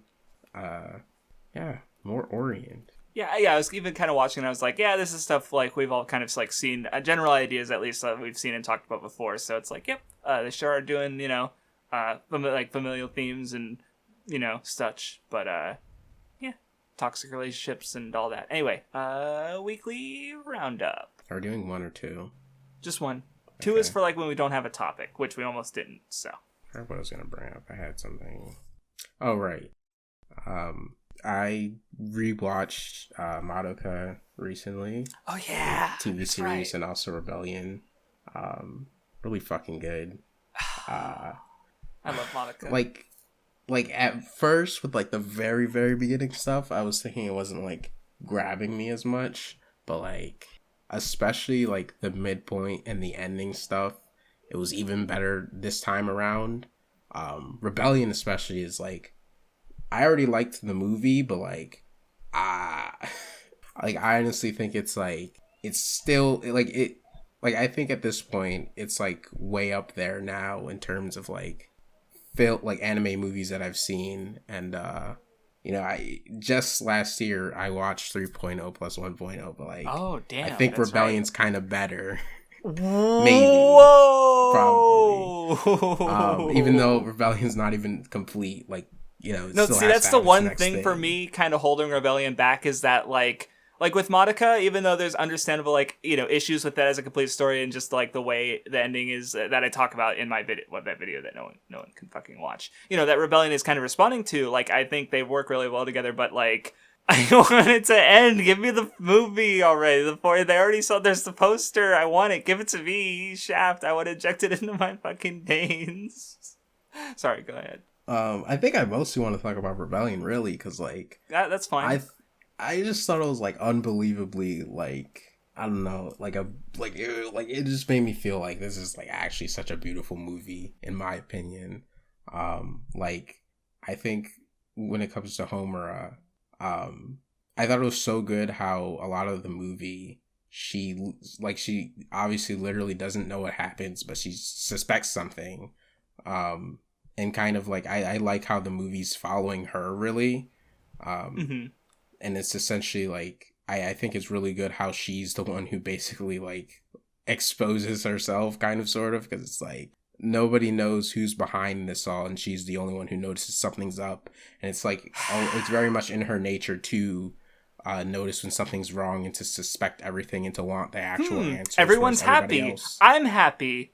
Something's wrong. The world is like, that's so sad. Every time I think about it, it's just like she literally can't let herself be happy. Like something must be fucking wrong, and guess what? It fucking is. Like these sad girls. That's why I want the story to be over so they can be fucking happy. Yeah, yeah. I like, and like Homer is one of my favorite characters in general, and like I think Rebellion especially is like some of the best stuff for her. Yeah. And I don't think I really thought of it like that before. Like, I did really like Rebellion, but like most of the stuff I thought about when it came to Homura as to why I like her is from the TV series. Episode 10, like, literally, like, one of the best episodes in anything I've seen ever, personally. Like, that episode just fucking... Look, sorry, you're talking about my favorite anime, so it's like, No, it's fine. Keep going. Yeah, I thought how... like, I kind of really like how Homura's, like, kind of descent goes in Rebellion. The fact that, like, by the end, she just kind of accepts that even Madoka's gonna be her enemy, which is, like, completely, like, insane to me. That she knows she's gonna have to fight Madoka, but, like, she still decides to, like, be selfish enough to kind of push Madoka into the thing that she wants. And I also kind of like, as I was watching the TV series in Rebellion, I was thinking a lot about how, like, a lot of the characters aside from like Homura and Madoka to some extent have kind of at this point in Rebellion kind of like had their chance to grow. Cause like Sayaka's like, she's like kind of super fine now at this point. There might be more to her, but like, her accepting Kamijo being with, I don't remember the fuck her name is. Hitomi. Yes. Hitomi. And like assisting Madoka as, just as her personal assistant, I thought was like really great. And Kyoko also just kind of like, she's a lot more chill now, and she also just kind of like accepts she kind of accepts being like by other people's side and not just like on her own and all these things. And Mami, she kind of is, it's a little hard to describe like what is like super different about her to me, but I do think she's like, she doesn't seem as worried about like being alone and stuff. And so like everybody in the movie's like kind of there, and I think it's like really great how Monica's given them this chance, like the series has given them this chance to change. But like Madoka and Homer still need to like find their answer. So like I'm really looking forward to this, like the final parts of the series. And I think like as I watched, I've kind of like had this like conclusion in my mind about like how I would describe like Madoka being a story about overturning tragedy. Since, it is a tragedy, but it's also one of those things where like, it's not just this like dark magical girl series that, it's not like reveling in its darkness and gonna have this like grim conclusion when like a lot of the cast has already been like healed in some way. And I honestly think it's like even more hopeful for like how it like kind of accepts like tragedy and like hatred kind of being like an inevitable thing that people have to face, but it's like the series isn't accepting that as a conclusion. Like it keeps continuing, and until something better happens, like after every failure in the series, it's really not accepted as a thing that's like gonna happen. Like, like Homer keeps going back to change things, and even though it is selfish for her, things do eventually get better. And also with Sayaka's like descent and stuff, again, she is back and she is like better now. And Madoka, like, even though her wish is like cosmic suicide, it's like she still did like kind of improve things. So no, yeah, like the failure, that's kind of what my video is about, which I don't know, it's been off YouTube, so I'm sure you haven't seen it in a while, but my video is basically talking about how like they're failing, and they're making mistakes, right? Like again, the cosmic suicide is a mistake, but she's failing forward, like she's still able to advance and grow through her failure, right? Like that's what the arc of the first series, this TV series, is about, right? So yeah, it's definitely like, I think Enorobuchi, I forget what interview it says, but he did mention how like he does write dark shit for sure, but that's because he believes like, the light is stronger for overcoming that darkness, basically, or something like that, or like the brighter, the even a dim light, or something like basically, yeah. He overall like, there's a positive thing there, and Nautica is very much that, right? So yeah, like I honestly like find more hope in how like, there's like a line in the series, kind of about how like, I forget what the exact wording of it, but it is just kind of like talking about how there's like humanity's, like, there's always going to be like sorrow or things like that, but, there's a fight that needs to be continued. And, I think that's a really cool thing about Madoka. And again, like not accepting these tragic outcomes and like continuing to fight and things like that. I don't know. Like I think I have a lot more appreciation for the series after having viewed it again, even though I still did really like it before. Is this your first time rewatching it, or have you rewatched, or how many times have you seen it? So this is my first time rewatching Rebellion, but I Okay. have seen like the content of this TV series again before. Gotcha. So like when I first saw the series, I just watched the TV series and that was it. But I didn't see Rebellion. So when I was gonna watch Rebellion, I just watched all the movies that adapt the TV series. Gotcha. And then watched Rebellion, which So you actually I actually don't. What was you gonna say? I was just gonna say, so you technically haven't rewatched the TV series before, but you've seen that most of that content through the films, is what you're saying, right? I actually think the films are really good, though. Like, I don't know. I don't think they are like how people usually view. I feel like the anime first one, films that like by recap Nate, them. just by having adapted 7 episodes, I think the first one has to cut some out. But I'm pretty sure the second one actually adds things because it only adapts like fucking like 4 or 5 episodes or so. Like I don't know. That's what I remember, like feeling like nothing was lost in the second movie, basically. So When I watched the second movie, I liked what was in there more than like when I saw that equivalent in the TV series, and actually just made me like it more. And with the first part, I liked it about as much, really. So I don't know. I didn't mind rewatching the TV series through the movies when I did that, but yeah, I had a very good time. nice. Vindy's turn? Question mark? Question mark? Question mark? Question mark? Question mark? Yeah. Yeah. Right. Pog. I guess I will talk about. There's a bunch of things I'm like so close to being able to talk about, but I guess I'll talk about my Dress Up Darlings manga because I accidentally. So this will come out after. I'll explain what I mean by accidentally. Because this will come out after the seasonal. We watched episode 1 for the seasonal. Fucking great anime. I've watched episodes 2 and 3 since I read the manga.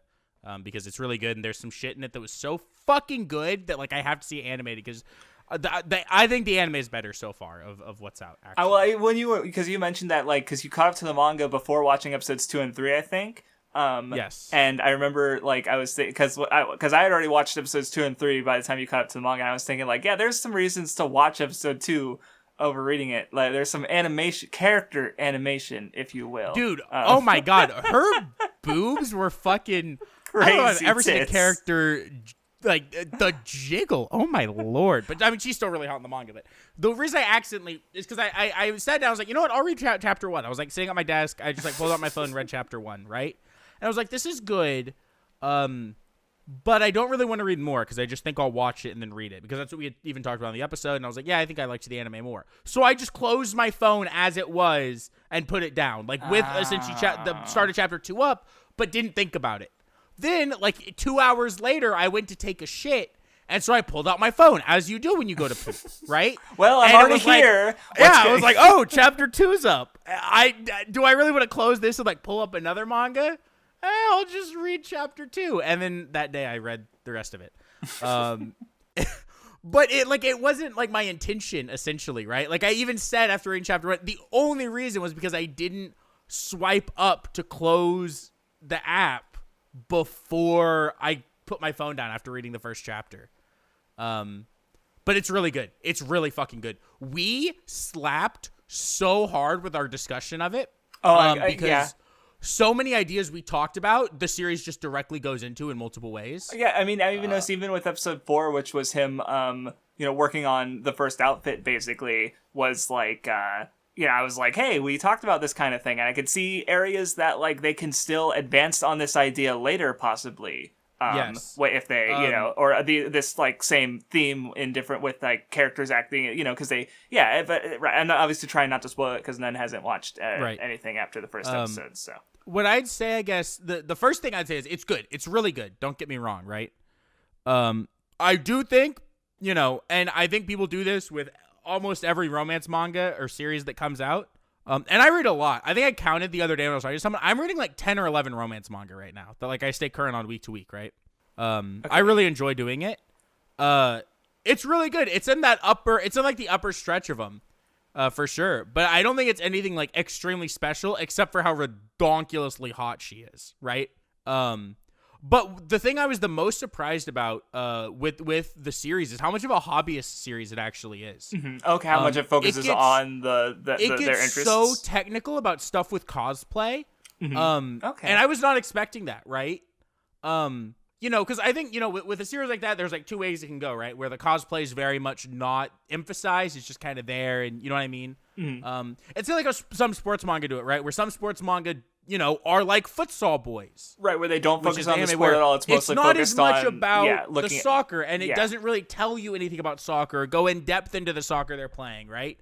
And then you have, you know, your like baby steps and your Haikyuu and your Ippo and you know, most sports manga that I love, right, where it's going very, like, it's about the sport, and there's a lot of technical information and things that you learn about the sport, and, you know, it's very technical, right? And I think that can help with other things. So I would say that it's just as much like a hobbyist manga about cosplay as it is a romance about this like insanely hot woman. Basically, it's right? like like you said, the difference between futsal boys and you know, those other series like you Days, mentioned, yeah. or the difference between Sono Bisque with or Wataten, right? Which was also a show where you had an otaku character made a lot of outfits and stuff, but it never focused on the outfits. It just like showed the girls in the outfits. And, it goes in depth, and you might have seen some of it, but like it goes in depth into like fabric choices, right? Where there's multiple points where the guy, when he's going to pick it out, he's like, we need this type of fabric because this kind of character would have this kind of clothes because this is like who they are as a character, right?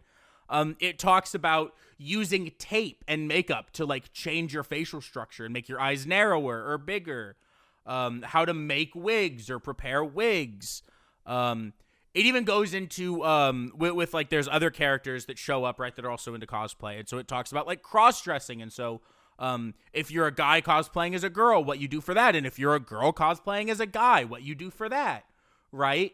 And different ways to do it and how to make it look good, and so it's so technical about cosplay that it's really interesting. And there's also a lot of love for the I guess like the art of cosplay in okay, that's cool. In the series, because it very much is like in a lot of ways about this idea of you're cosplaying characters you love because you love them and want to be them, and also are spreading that love with other people, right? By going out in this cosplay, right? Other people are able to engage with their love for this series in a way. So that was that's cool.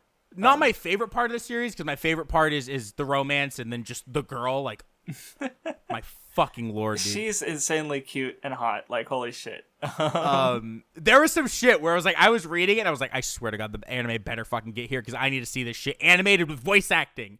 Just like cute moments where I was like, I need it. So that was when I was like, I have to watch this because there's some shit that happens, and I think one of the moments is gonna be in like the next episode. But my God, dude, it's so fucking shit goes dummy hard. But yeah, I was gonna say, because you mentioned like a lot of sports series go into the technical details, but I can't actually think of one that goes into the technical details of cosplaying, even though cosplay shows up in a lot of series, right? So, yeah, I don't think I've legitimately ever seen something talk about cosplay. Like, I learned a lot about cosplay reading this manga, which I love when I read a manga that's about like a hobby or something, and you learn a lot about it, right? Mm-hmm. That's always like a really fun experience. And obviously, I don't know as much as real cosplayers, but I know more than I did before I read the manga, And I think that's interesting. And so, yeah, I think that the series was really good, and I'm really excited to like now that I'm caught up. And yeah, so I guess that's mainly it.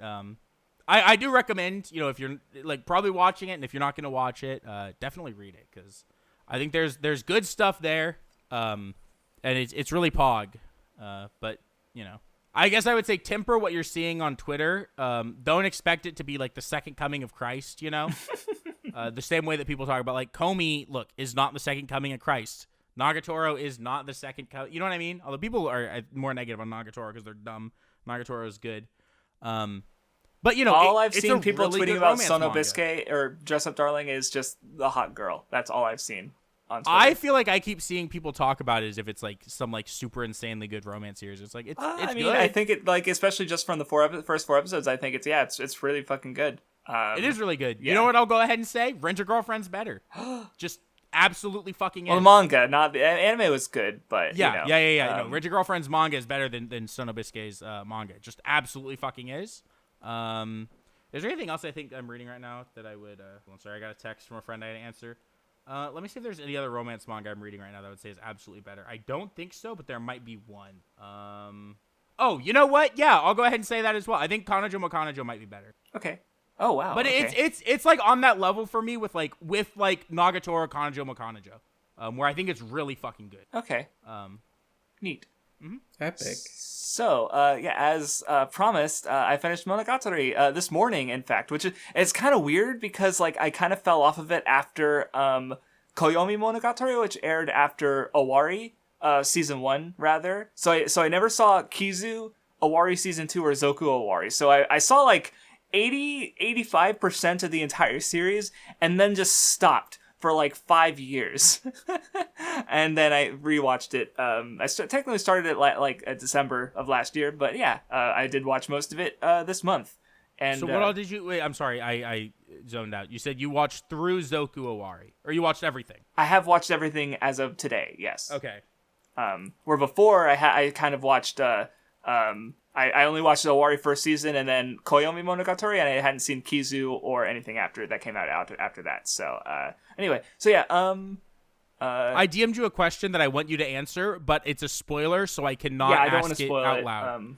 But I need to know how you feel about that because I love it. I know. I thought, look, when they explained like why it was a miracle, I was like, Nisio Isin, what the fuck is wrong with you?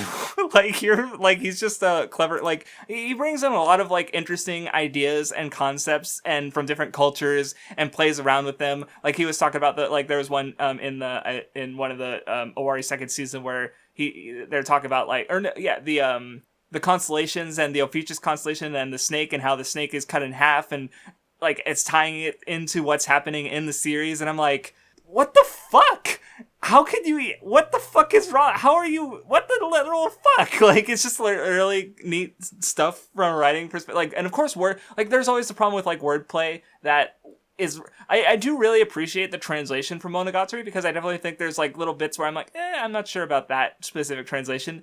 But like, there's a very concentrated effort to be a notable, like, because I'll notice sometimes like the characters are definitely not saying what's being said, but what the subs are saying, but the translation is trying to do wordplay, and it actually is doing good wordplay. But even though obviously the words aren't exactly the same as what's been saying that just for the Japanese, so I like respect it, and I'm sure there's areas I disagree. I guess one problem is with my torrent is because I think it's compiled from either different translation subtitles or ones that were done at different times, because there's occasional like term changes, like so basically like most of the series will refer to Shinobu's sword as Heartspan, but then like the fucking literally just is only Owari Monogatari's second season will call it like Kokoro something, like, because Kokoro is heart, and like the original Japanese name, and I'm like, I know what the sword is, luckily I know enough Japanese to tell that Kokoro is heart and Yume is dream, so I can tell like Heartspan and Dreamspan apart. But I'm still like, okay, like whatever, like, you know, I get it that this is a different translator or probably or something, so the terms aren't consistent, whatever. I know enough that I can get it.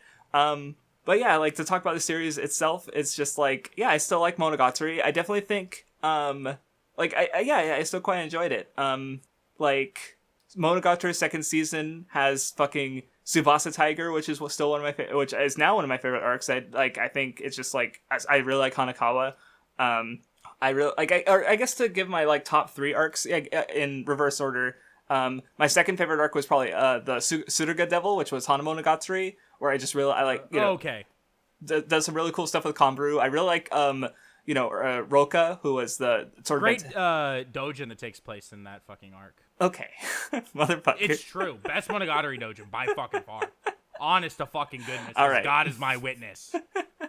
Like the ending really got to me. And my favorite arc my favorite like single arc is probably Ogi Dark, which is the last arc in Owari's second season, which shocked me because that's the one where, hold on, I think I know the one. Hold on. It is when we find out what's Ogi's deal is. Okay, yes. Great arc.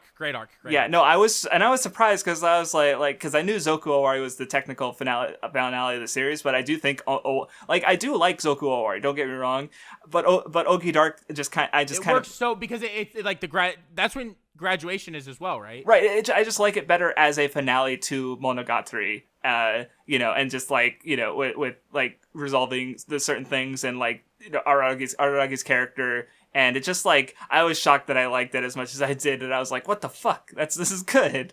Obviously without spoilers. So yeah, those were my 3 favorite arcs, but I still like a bunch of the other stuff. The stuff with Sodachi, who the white-haired girl who is really into math, like that stuff hurt me. That was good. And then okay, see, I guess like because Tsuki Monogatari I've never been super into. Like, I do like Yotsuki, but she's probably like in the lower half of like the major characters for me. Like, she's fine. So obviously the Yotsuki focused like arc didn't do much for me. Like, and so I kept noticing like this fucking thing where fucking Senju Gahara, because I love her and her relationship with Araragi so much, so she just like, obviously I do really like the the Hitagi end, which was the Kaiki focused arc. And that she had a lot of focus, like her whole thing with Kaiki. What a great fucking episode! Like that, my Twitter picture was her with the fucking goofy.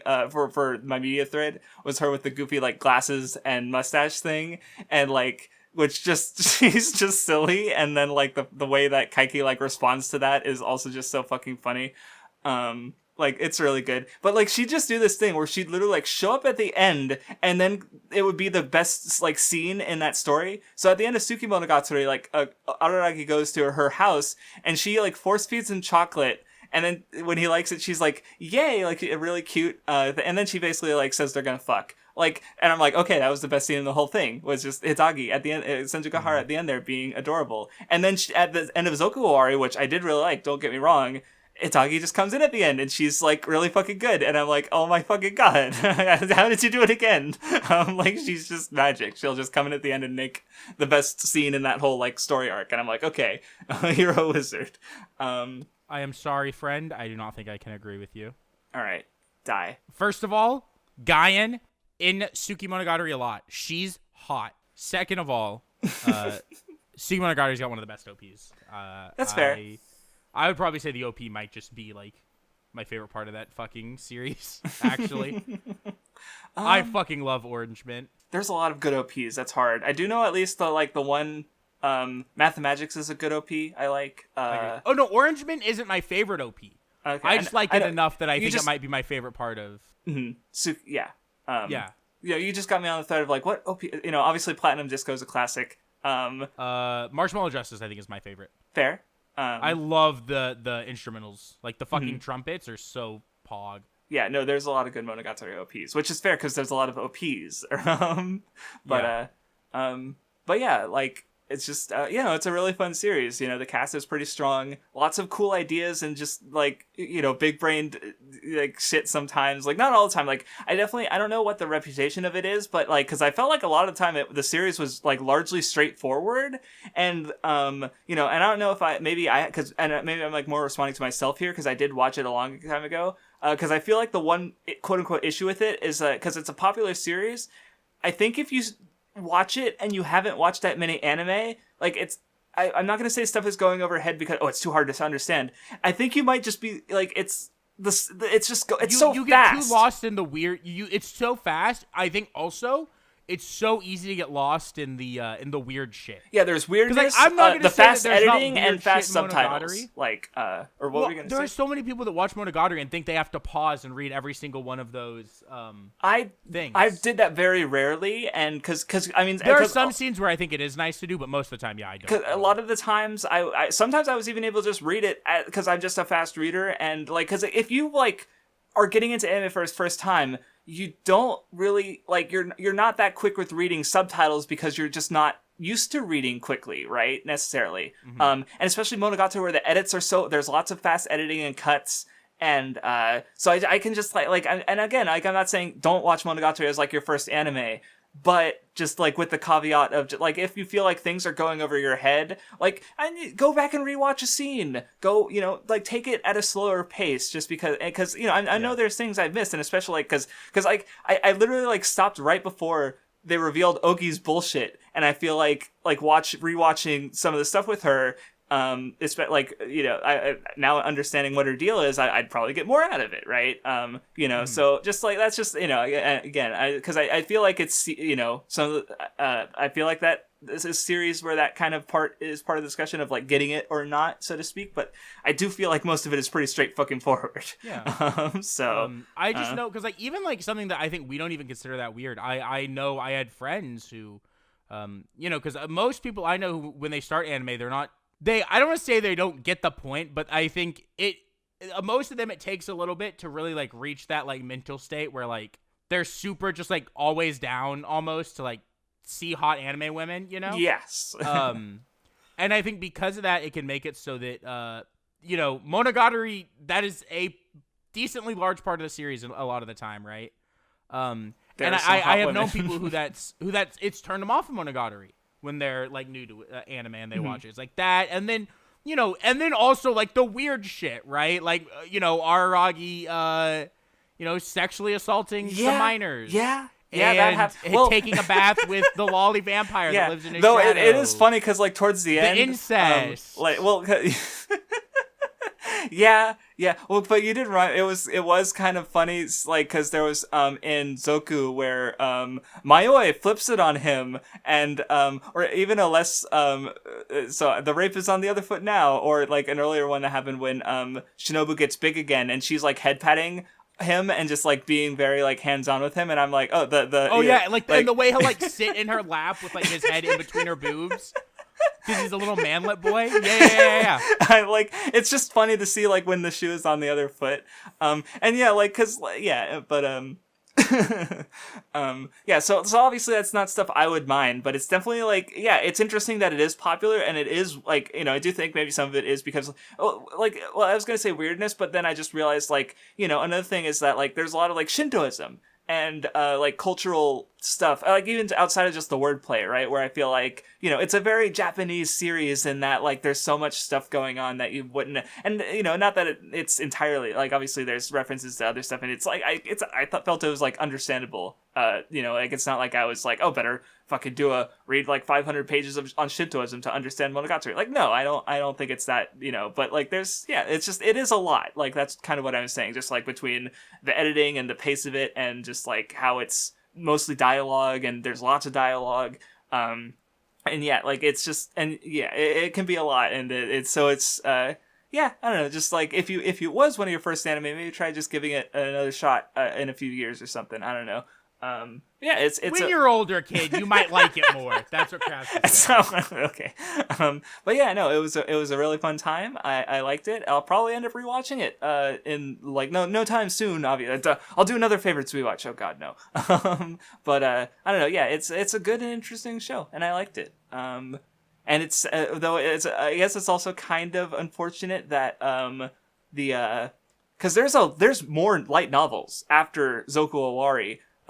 But it seems, at least like, I don't know, because apparently everything up to Zoku is like translated into English as well, which is interesting. But there doesn't seem to be any like there's probably fan translations, I'm sure, but I don't know. I haven't seen caught any hint of like Shaft is going to animate more Monogatari, or they're going to publish more Monogatari, which is like, okay, well, oh well. I mean, I think it ends at a really good place, so, I'm not too beat up about it, but it's definitely, there's, part of me that wonders, like, well, there's some good stuff. So, I don't know. Monogatari, good. Also, real quick, this screen cap has given me no end of laughter. I just think it's really fucking funny. The fucking face. Oh, what a crackhead. She's so good. She is good. Do you remember the context of that scene? No. She had Hanako. I haven't watched. Okay, no, I just wanted to say it's funnier knowing the context. Years. Like, I don't know if I've watched any Monogatari, like, maybe as long as I've known you, other than like maybe like the one season of like Zoku, like the first half of Zoku that came out after I knew you. Right. Like, so, yeah, because I watched it not early, but like, I mean, it was in like my first like 100 anime finished. So I need to go back really bad and give it another watch. I just, it's long, and I'm bad at watching. It is anime pretty long, yeah. That isn't named Gintama, so. But yeah, anyway, the context for that scene is Hanako was sleeping at her house, and she wanted to like sleep in the same futon as her. Okay, yeah. She was like, "I won't molest you or anything," and then she like begs, and Hanako was just like, It's no wonder. Okay, I'm starting to understand why she and Araragi get along. Like why they're a fit for each other, and just like whenever it's just such a funny face and like the pose, and I love that screen cap so much. I just noticed it's really funny. I almost wish I could have talked about a Shaft show because the two of y'all talked about That's Shaft. right. Yeah. I didn't think about that. Now I wish I had watched something done by Shaft to talk about because it could have finished Nisekai's anime and talked about that. But I hate myself. So unfortunate. Or rewatch Sangatsu or something. Oh fuck, you're right. I need to rewatch Sangatsu myself actually, but I don't need to because I've watched that show like 4 times. Fair. Because I'll introduce it to someone. It literally happened twice at my house. Like I would introduce someone, one of my siblings, to Sangatsu. They would start watching it, and I would go in and sit down and be like, "Oh yeah, maybe I'll just watch this episode," and then we just watch the whole show because I can't stop when it comes to fucking Sangatsu. It's like you really like it, so understandable. Yeah, that's pretty much what I have to say about Monogatari. It's good. I mean, I already talked about like Well, I guess I will like slightly amend because I mentioned the read order, the order, because there's air date order, there's light novel order, there's some other. I personally definitely prefer light novel order. The only like slight exception I might even be okay with is watching, because Koyomi Monogatari was published before Owari first season, but it was animated after Owari first season. So, and I feel like just the way that both Koyomi Monogatari and Owari first season end, like they're kind of like two halves to the whole that starts that goes into Owari second season. So I don't know. Yeah. It's fine either way. Koyomi's also though weird because it is just like shorts and like not that it's not good or not important, but it's one of those things where like I don't know. I almost feel like it's like as long as you watch it around when you need to, I feel like that one specifically matters probably the least of anything in Monogatari. And yeah, and one thought I just had is like I don't think I'll ever do it. But a chronological rewatch would be interesting, because I don't think it's a good idea to watch it in chronological order the first time, especially like because again that was the thing I complained about last time, was just how like even if they don't you don't watch them chronologically, like Nisa Monogatari follows Kizu Monogatari and literally starts referencing Kizu Monogatari in ways Baken Monogatari didn't, and then the Tsubasa Tiger, which is the start of second season, is referencing Nekokuro parts that the earlier seasons didn't, because like in specific even ways. Though they might have already happened. Right, it already happened, but it's being referenced more specifically in the works that were published after. So for me, I just prefer to watch it in that order. But I definitely think on a rewatch it would be very similar, although not the exact same, to like watching like Hitamari in chronological order, where it's like it's really cool as a rewatch and like makes it really interesting to see it in that way. But I definitely wouldn't recommend it as a first watch, especially like for Hitamari. It's more because of like the way they introduce information for like the running jokes and stuff, right? Yeah. So like that's meant to be watched in the air date order. But like if you really want it like chronologically your first time, just read the manga for Hitamari. But yeah, so it was just a thought I had, because it would be interesting to watch Monogatari, because like then you have to like Koyomi Monogatari takes place over a year, so I was just thinking like so how do you do that?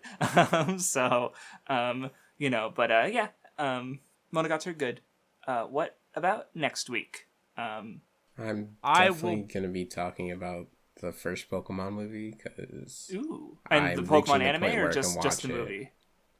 Maybe the end of the anime, but that movie makes at me the very fucking least cry, the dude. first movie, because it seems like I only need to watch one more episode before I can see it. I was gonna. I hope you bitch about that one guy who you want to step on a Lego. I hope you bitch about that on the episode, because I want to hear more about that. That movie makes me fucking cry like a bitch, dude. Oh my god, I haven't seen it since. How old are you guys? I watched it in like when I was like 19, and I was literally crying like a fucking bitch.